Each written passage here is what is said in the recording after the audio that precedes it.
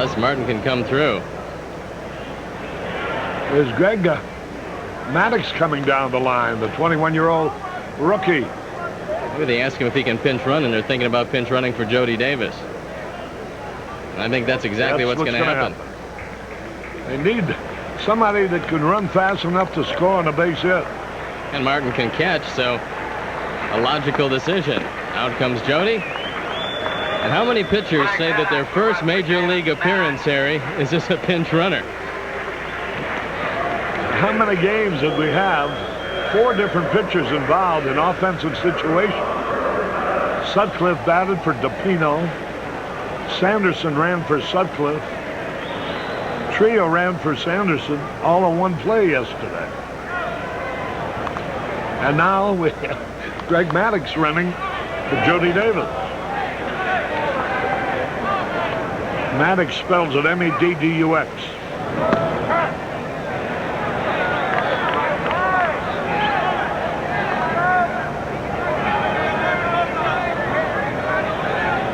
One strike and nothing. Harry, he's got to be careful about the throwing back of him. Robbie Wine's got a great arm, and he's not used to being on the bases.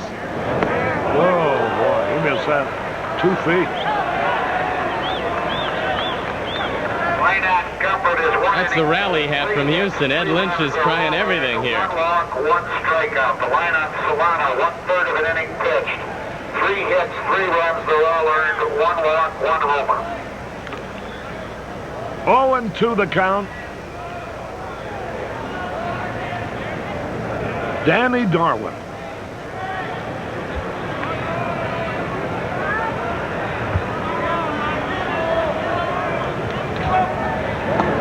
Wide fastball.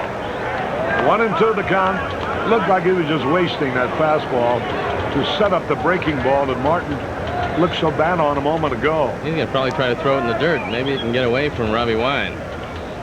1-2 the count. Ground ball, that'll end this inning. Martin's still looking for his first major league hit. But the Cubs scored 3 runs on the homer by Moreland. And they've tied it up now at the end of 17. It's tied up 7-all.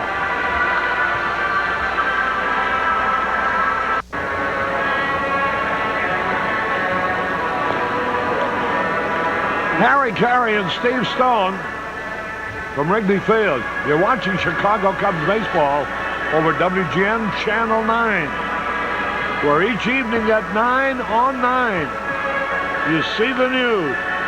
This is the longest game played in the Major League this year. Longest ever played goes back to the 1920s when the Dodgers and the Braves played 26 innings to a 1-1 tie.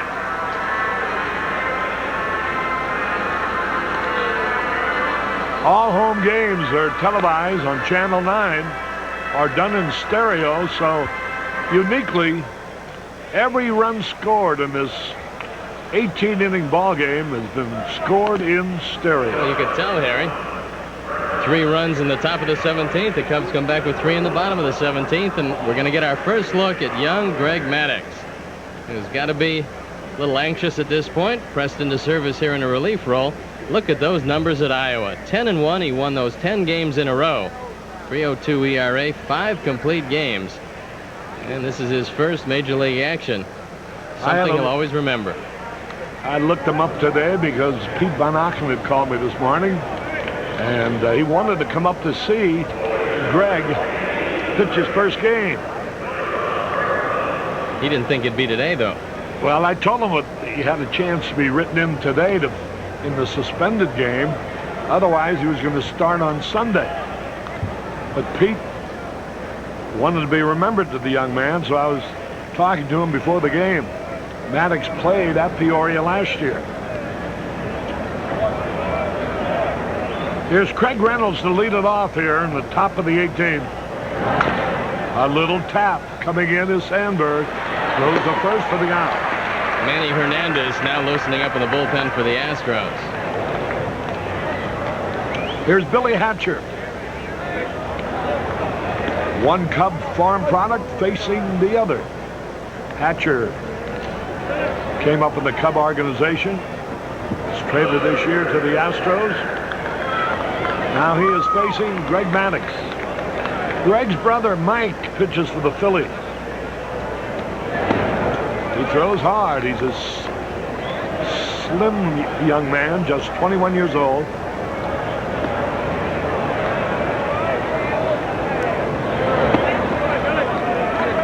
I don't know if he is 21 yet. I think he's just 20 years old. Yeah, I think he's going to be 21 later. That follows if he's only 20 now.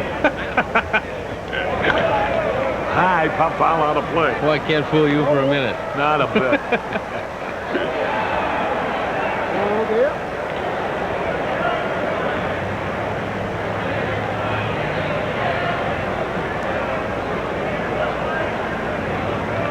Now the pitch.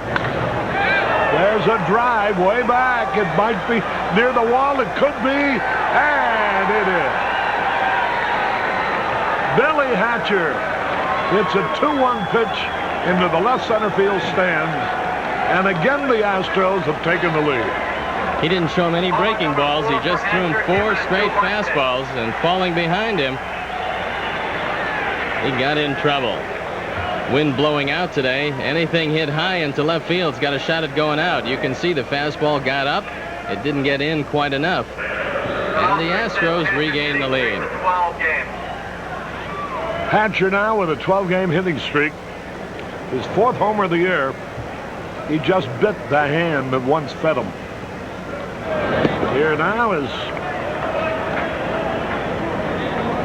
Billy Dorn. Billy Dorn, who stayed in the ball game after pinch hitting. Again, they flip-flopped their batting order. Dorn rolled out his first time at bat. 0-2 the count. Boy, this score sheet is a mess.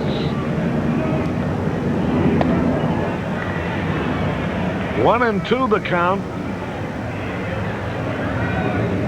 1 out, 1 in. 8-7 now in favor of Houston. There's a little pop foul. Trio might have a play. Makes the catch. Now, Jim Pankovitz, he hasn't thrown a breaking ball yet. It's all been fastball. It's going to be Danny Darwin. He's going to hit for himself, Harry. Doran stayed in the ball game at second base. Darwin, therefore, replaced Pankovitz in the batting order. 2 men are out. 8-7 in favor of Houston. There's a fastball in there, a strike call. He throws a little bit harder than we were told, Harry. He's got a good fastball. Looks alive as he gets it up. I'd like to see the breaking ball. There it is. Swung on and missed. 0-2 the count. Looking ahead to the bottom of the 18th inning. Brian Day will be leading it off. There's strike 3 call.